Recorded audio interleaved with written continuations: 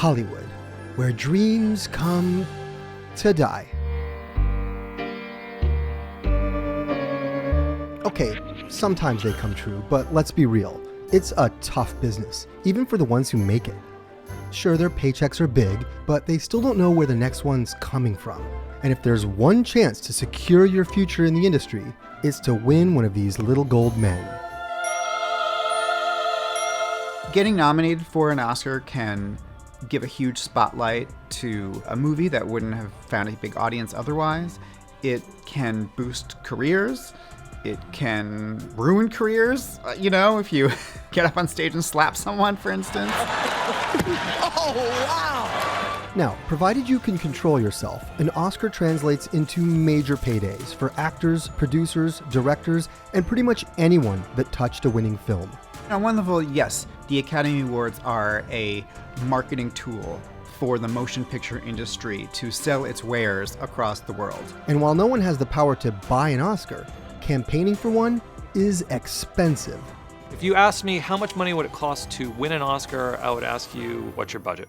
So we decided to ask, all in, what's it really take to win an Oscar?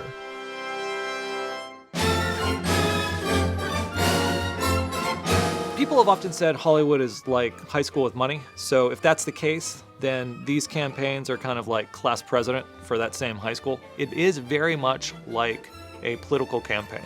It's a bit more chic, obviously, than the Iowa caucuses, but in another sense, it's the exact same thing. And like the opaque nature of political spending, drilling down into Oscar campaign numbers is no easy task. Oscar campaigning is kind of a dark art. Nobody really wants to talk about what they're spending and how they're spending it. Film accounting is really this black box. It's very, very hard to kind of get any credible data on campaigning dollars. However, Michael Schulman, who just so happened to write the book on the Oscars, had something to say on the matter. An Oscar campaign can cost upward of $25 million. That's on the higher end of the figures I've seen. Netflix has actually earmarked as much as $100 million for Oscar campaignings every year. That kind of exorbitant spending is sure to attract a flurry of specialists to service the awards sector.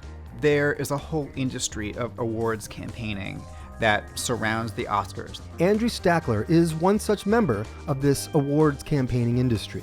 If you boil down an Oscar campaign to its barest bones, it is essentially two things. One, get everyone to see your movie. Two, remind everyone why they loved it. And that stuff costs money.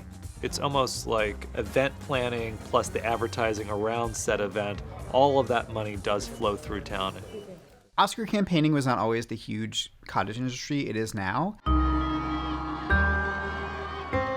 The real inflection point was 1999, which is often thought of as the ugliest Best Picture race of all time. And the central figure in this was, I'm sorry to tell you, Harvey Weinstein. The early frontrunner was Steven Spielberg's war epic Saving Private Ryan. But Harvey Weinstein came out with Shakespeare in Love. I heard you were a poet. I was a poet till now. DreamWorks heard through the grapevine that Weinstein was secretly bad-mouthing Saving Private Ryan. DreamWorks struck back with a huge campaign of their own. They actually outspent Miramax in the end. So it just became this war and these two camps that hated each other. Shakespeare in Love. Many people thought, rightly or wrongly, that Weinstein had basically bought the win. It was all this machine that he kind of invented. Every other studio kind of borrowed what they thought of as the Weinstein playbook by placing a ton of ads, having panels, hiring consultants.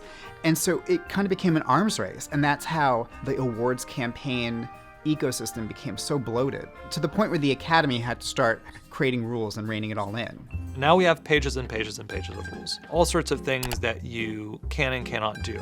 One of the things you cannot do is actually campaign. Technically, the talent and the studios aren't allowed to campaign. They're not specifically supposed to say, vote for me, vote for this movie. They're merely sort of suggesting it by saying, this is for your consideration. That is merely one of a myriad of rules at every stage of these multi-pronged campaigns. To better understand all aspects of these complex operations, we have broken them down into what we are calling the 4 pillars. I wouldn't break it up in the 4 pillars. But I'd say it's totally fine you do. Okay, then we will.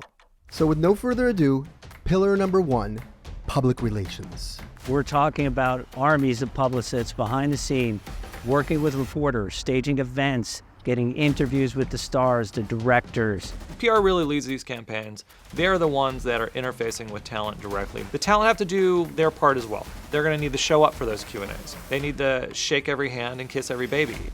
Pillar 2 is events, i.e. screenings. Every Oscar strategist that I have spoken to says that the biggest hurdle is just making sure Academy members see the movies. There's 10,000 or so people in the Academy. They're all busy professionals in the movie industry. So you're trying to get them ideally to come out to see the movie on a big screen. Nobody sees all the films. There's simply too many. So it is that first fight where you are trying to get everyone to see your film. You're having screenings with Q&As, various tastemaker events, you're at a festival, anything to get people to see your film, talk about it, create that Oscar buzz. Pillar 3 is screeners. A lot of money was spent on sending out DVDs, and Academy members have big piles of screeners that they're supposed to get through. But the screeners were really expensive, and everyone was sad that they were eventually going to landfill.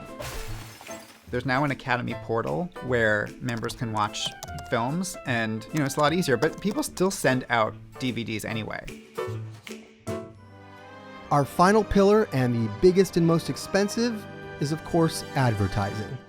There's certainly a lot of money spent on ads, especially in the trade magazines like Variety and The Hollywood Reporter. Huge spreads in the New York Times and the mainstream newspapers. But while ad dollars most certainly go into the millions, again, the actual numbers remain a mystery. Production budgets, marketing budgets, campaigning dollars, PR dollars. Very hard to break it out. But of course, in the past decade, we've had the rise of social media. Social media has changed everything in advertising and marketing. It has been an amplification of word of mouth. There is an organic component that's become a core pillar of all of these campaigns. So last year, the actress Andrea Riseborough was in a tiny movie called To Leslie. During the week of nomination voting, a bunch of famous friends and associates of hers and of the movie pushed her on social media. It actually worked, and she actually was nominated for Best Actress. This was really new. So now that we've pulled back the curtain a bit, let's take a moment to stand in awe of Tinseltown's monumental efforts to keep the art and commerce of movies alive. The ratings have gone down, certainly. Less people are going to the theaters in general these days. That's something that Oscars really struggles with year over year. Box office slumps and dwindling ratings be damned, the Academy Awards remain big business. The Oscars are very much the Super Bowl of entertainment. So roughly about 20 million viewers for one night. And then that also translates into heavy advertising revenue for the ABC network. It's able to bring in about $150 million just for that one night alone, with roughly each 30-second ad spot going at about $2 million. But it's not all about money and ratings, is it? This is how you get to Oscars land. Okay. After all, the Oscars are a cultural event, not a competitive sport.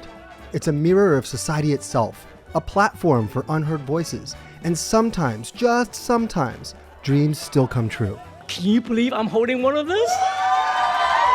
Art shouldn't be ranked, but it should be discussed. And the Oscars give us all an opportunity to do that, even if we're arguing with the Academy about what they got wrong, and it's always something.